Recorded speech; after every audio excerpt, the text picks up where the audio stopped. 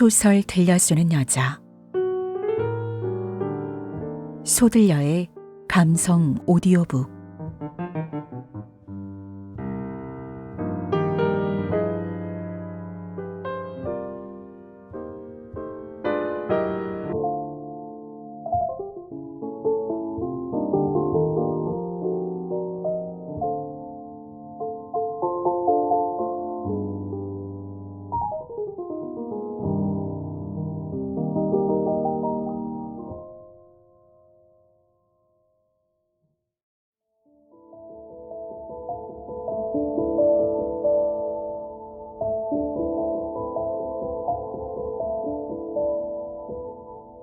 여인담. 김동인. 제2화. 서분이.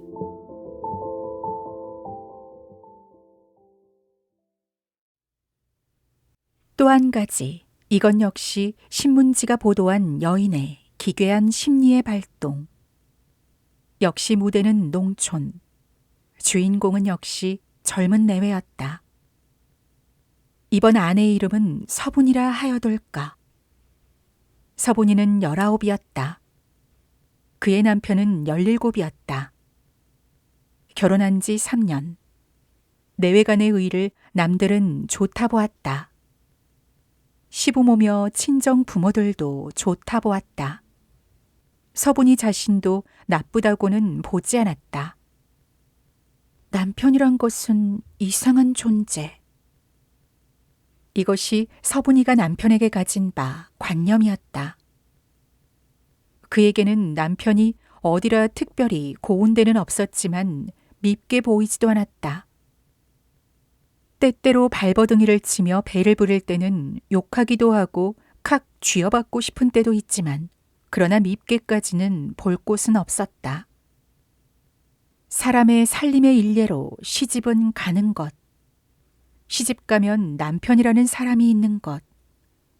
그의 시집에 대한 관념과 남편에게 대한 인식은 대략 이 한마디로 끝이 날 것이었다. 남편과 아내의 새에 필연적으로 생기는 의무며 권리며 의리며 애정이라는 것은 알지도 못하였다.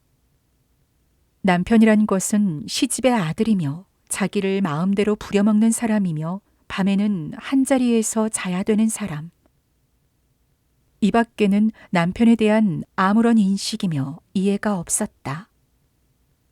건너 동리에서 어떤 새색시가 새서방의 밥에 양잿물을 넣어서 독사를 계획한 일이 이 동리까지 소문이 났다.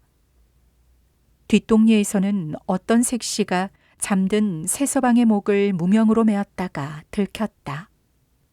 서분이의 동리에서도 어떤 젊은 아내가 제 남편을 누구와 공모하여 방망이로 때려 죽인 일이 있었다.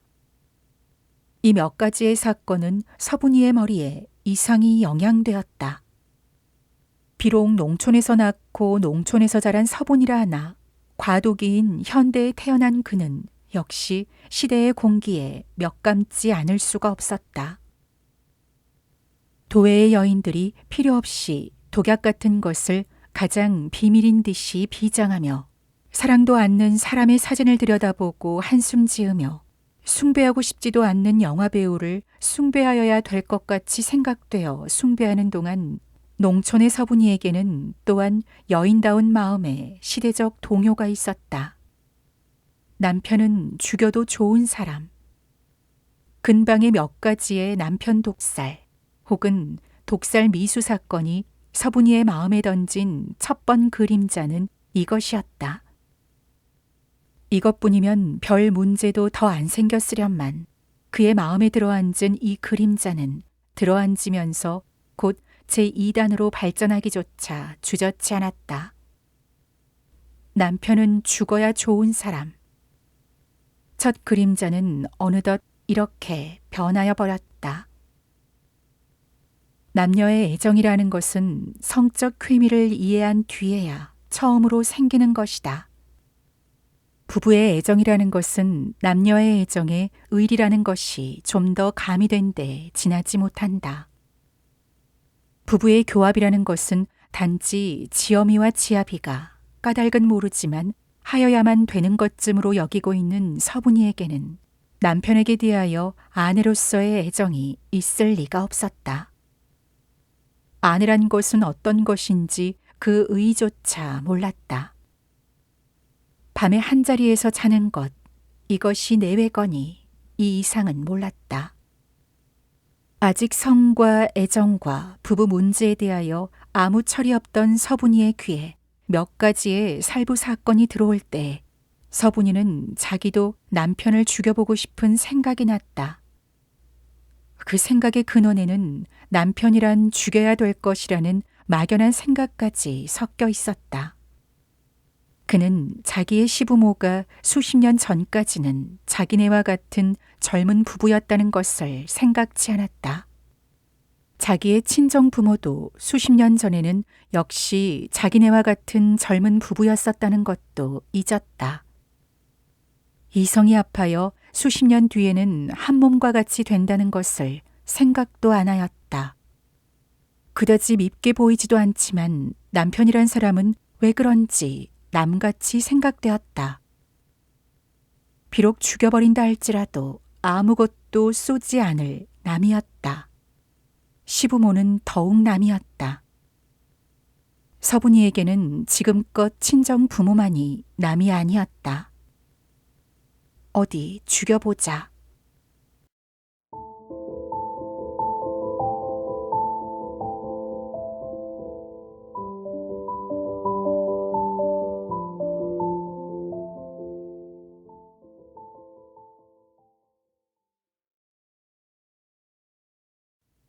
이리하여 그는 어떤 날 남편의 밥에 바늘을 두세 개 묻었다. 어른과 아이는 한 방에 모여서 저녁을 먹었다. 남편도 숟갈을 들었다. 이때부터 웬 까닭인지 서분이의 마음은 괴상한 공포로서 스스로 마음을 걷잡을 수가 없었다.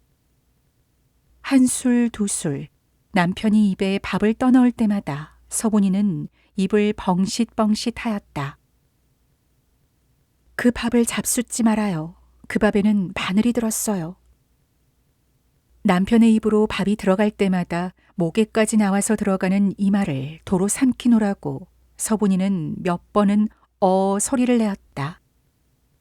남편을 주의하노라고 자기의 밥조차 잊었다. 너 밥 안 먹느냐? 서분이는 시어머니에게 2번이나 이런 채근을 받았다. 그런 때마다 네, 먹죠. 하고 머리를 밥으로 향하고 있지만 한 입만 먹은 뒤에는 그의 주인은 또다시 남편의 숟갈로 향하고 하였다. 오늘은 유난히 밥을 많이도 먹네. 서분이는 울상이 되어 이런 생각까지 하였다. 남편의 밥그릇이 거의 밑이 드러나게 된 때였다. 남편은 갑자기 에크 소리를 치며 숫지를 멈추었다. 서분이는 바야흐로 입으로 가져가려던 숟갈을 힘없이 떨어뜨렸다. 그리고 죽자 하고 눈을 지려감았다. 남편은 2 손가락을 입에 넣고 좀 찾다가 바늘을 하나 얻어내었다. 이게 바늘이로군. 이 다음엔 밥 지을 땐 머리에 바늘 꽂은 채로 하지 말게. 큰일 날라. 아무것도 모르는 남편은 대수롭지 않게 여기고 입분으로 바늘을 담벽에 꽂아버렸다. 안 먹었다. 서분이 가지려 감았던 눈을 뜰 때는 그의 눈에는 눈물이 솟았다. 그날 밤같이 남편이 사랑스런 밤이 서분이의 과거에 없었다. 죽은 줄 알았던 남편이 살아온 듯이 서분이는 힘있게 남편을 안고 하였다. 성을 아는 여인이 오래 떠나 있던 정랑과 만난 것 같이 서분이는 잠들려는 남편을 깨워서는 쓸어안고 하였다. 눈물이 때때로 까닭 없이 흘렀다. 혀가 바늘에 찔려 아프지나 않소? 자려는 남편을 깨워가지고 이런 말도 여러 번 물었다. 무사한 몇 달은 지났다. 내외의 의는 남보기에도 전보다 좋아졌다. 서분이는 저보다 나이 어린 서방을 밤마다 힘있게 부담고 쓸어주고 하였다. 그러나 악마는 어떤 날 다시 또 그의 마음을 사로잡았다.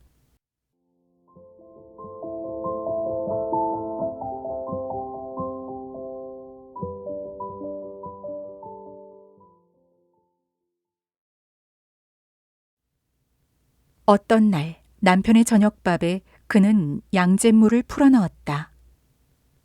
왜? 여기에 대해서는 서분이도 모른다.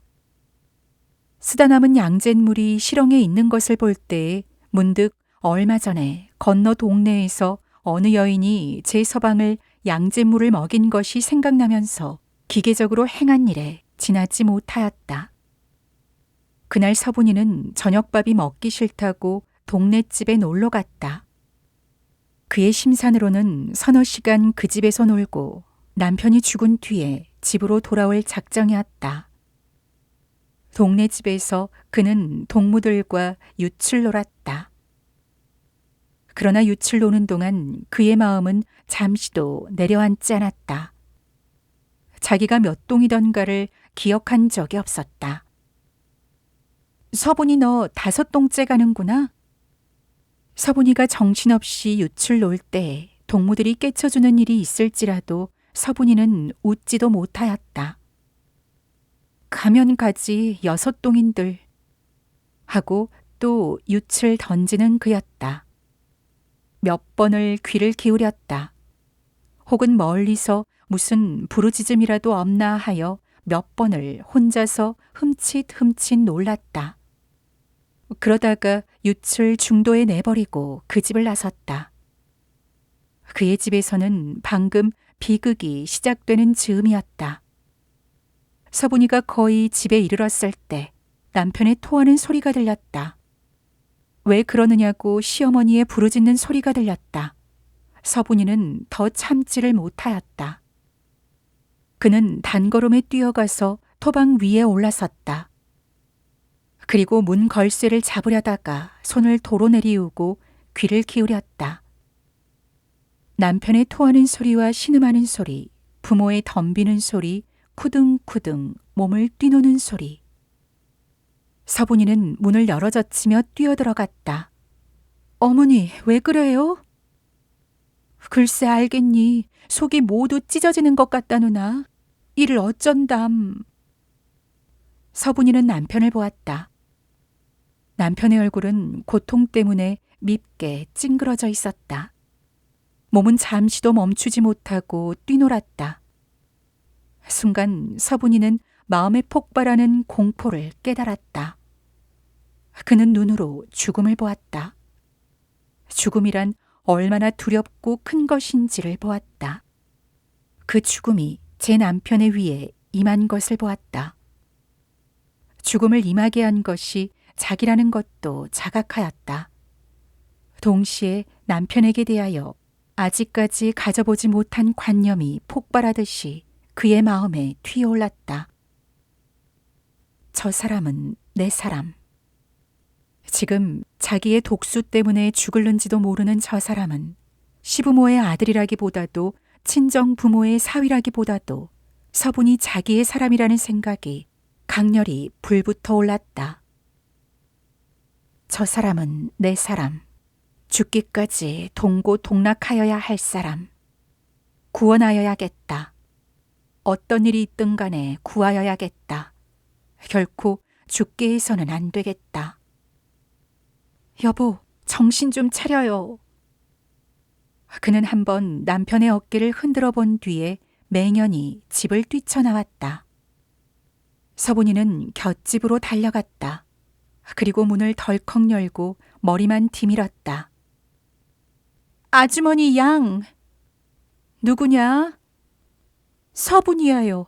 양잼을 먹은데 뭘 먹으면 나아요? 글쎄 잘 모르겠구먼. 왜 그러느냐? 어서 큰일 났어. 글쎄 왜 그래? 누가? 그냥 어떻다는 것을 서분이는 문을 탁 닫아버리고 그 집을 나와서 다음 집으로 갔다. 새 집만해야 서분이는 양잿물을 사귀는 방문을 겨우 알았다. 뜨물을 먹여봐라. 이 말을 듣고 누구가 양잿물을 먹였느냐는 질문에는 대답도 않고 집으로 달려온 서분이는 곧 부엌으로 들어가서 뜨물을 한 바가지 떠가지고 방 안으로 들어왔다. 어케, 이 애 미쳤나? 철래철래 뜨물을 흘리며 들어오는 며느리를 시부모는 경의의 눈으로 쳐다보며 피하였다. 뜨물이 약이래요. 이 말뿐. 서분이는 남편에게로 가서 날뛰는 남편을 쓸어안고 머리를 억지로 자기의 무릎 위에 눕힌 뒤에 뜨물을 부어 넣었다. 동시에 남편에게 대하여 아직까지 가져보지 못한 관념이 폭발하듯이 그의 마음에 튀어올랐다. 푸퇴. 남편은 뜨물을 뱉었다. 서분이는 다시 먹였다. 먹이고 뱉고 하는 동안 남편은 몇 모금의 뜨물을 마셨다. 뜨물을 남편의 입에 붓는 동안 서분이는 정성을 다하여 신령께 축수하고 있었다. 제 목숨을 죽일지언정 이 사람은 살려주세요. 죽게 하지 말아주세요.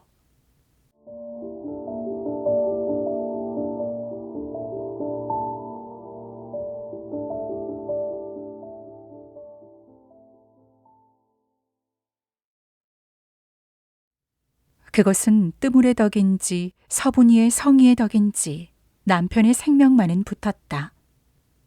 그러나 입속과 창자가 요도해져서 목숨은 붙었다 하나 매우 위중하였다. 서분이는 잠시를 떠나지 않고 위중한 남편의 병간호를 하였다. 세상에 어떤 어머니가 자식에게 대하여 이렇듯 지극한 정성을 가졌을까? 한 주일을 간호할 동안 서분이는 자리에 누워보지도 않았다. 정 졸음이 오면 잠시 남편의 자릿귀에 기대어서 깜빡 졸 뿐 자지도 않았다. 이 지성의 간호에 남편의 병은 나날이 나아갔다. 한 주일 뒤에는 조금 밥도 먹게 되었다. 그러나 세상의 입은 무서웠다. 알지 못할 급병으로 날뛰는 남편을 서분이는 어떤 근거로서 양잿물 먹은 줄을 알고 그 방문을 물으러 동네로 싸다녔을까. 여기서 말썽은 말썽을 낳았다. 그리고 그 말썽은 차차 전파되어 귀밝은 경찰에까지 들어갔다. 서분이는 남편의 병상 앞에서 경관에게 끌려갔다. 아직은 마음을 놓지를 못하겠으니 이틀만 더 병간호를 한 뒤에 마음대로 잡아가 달라는 서분이의 탄원도 효력이 없이 그는 앓는 남편을 남겨두고 돌아보며 주재소로 끌려갔다. 나는 아무렇게 되든 당신이나 얼른 쾌차해요. 이 말 한마디를 남기고서 시부모도 따라 나오면서 눈물로 며느리를 보냈다. 지금 서분이는 옥창에서 남편의 병든 몸을 생각하며 눈물 짓고 있겠지. 여인의 행하는 의표 외의 일은 도저히 우리로서는 해석할 수가 없는 일이다. 서분이는 왜 남편을 죽이려 하였을까? 여인은 수수께끼이다.